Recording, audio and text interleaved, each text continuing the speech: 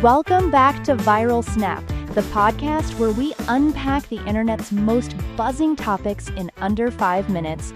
I'm Zoe Finch.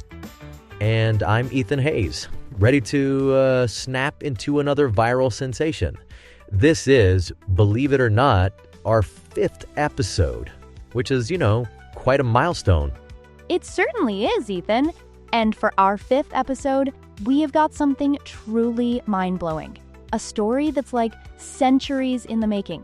We're talking about alchemy. Yes, real-life alchemy. Indeed, Zoe. Forget your medieval wizards and bubbling cauldrons, because a San Francisco startup called Marathon Fusion is claiming they figured out how to turn mercury into gold. Without magic, apparently. Seriously? That's wild. So how does this even work? Is it like some secret chemical formula, or what's the big secret? Well, it's not a secret per se, but it definitely leans on some heavy science.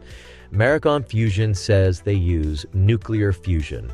Basically, they're bombarding a common form of mercury, mercury-198, with high-energy neutrons produced during fusion reaction. Okay, so fusion, neutrons, and then what happens? Does it just magically become gold right away? Not immediately, but close enough. The mercury-198, when hit by these neutrons, turns into mercury-197. And then that mercury-197 naturally decays into stable gold-197, over just a few days. So, not quite instant gratification, but pretty fast for molecular transformation. That's incredible. And what's the scale of this? Are we talking about a few flakes of gold, or something that could actually make an impact? Oh, it's massive.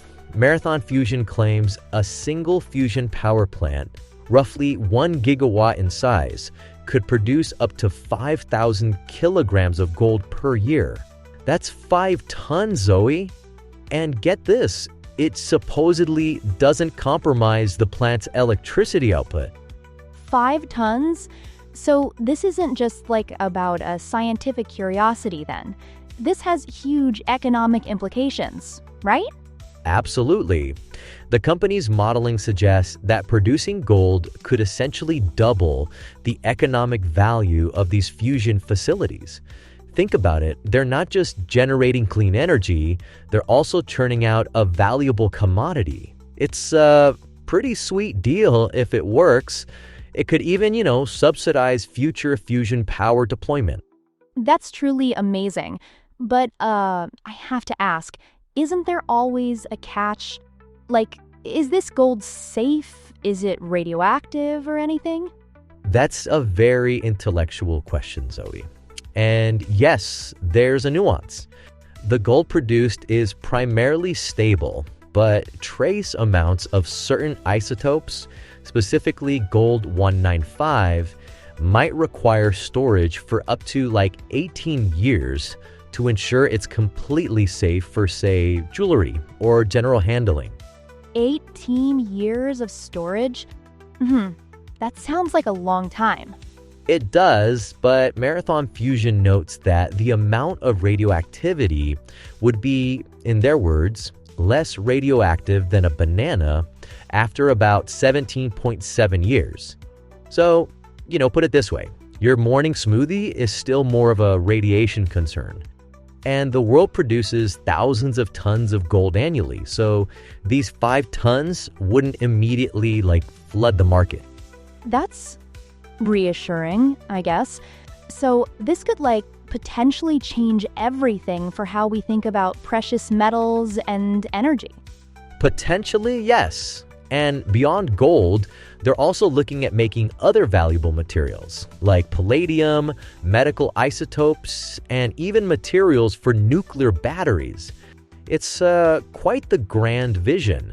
But for full disclosure, their scientific paper is out there, but it hasn't undergone peer review yet. So, stay tuned. Still, it's an incredibly exciting development.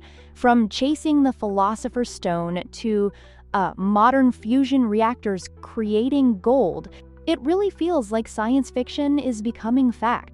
Right? Isaac Newton would be like completely losing his mind right now, or perhaps just adding it to his very long list of things I almost figured out. Well, that's all the snap we have for you today on Viral Snap.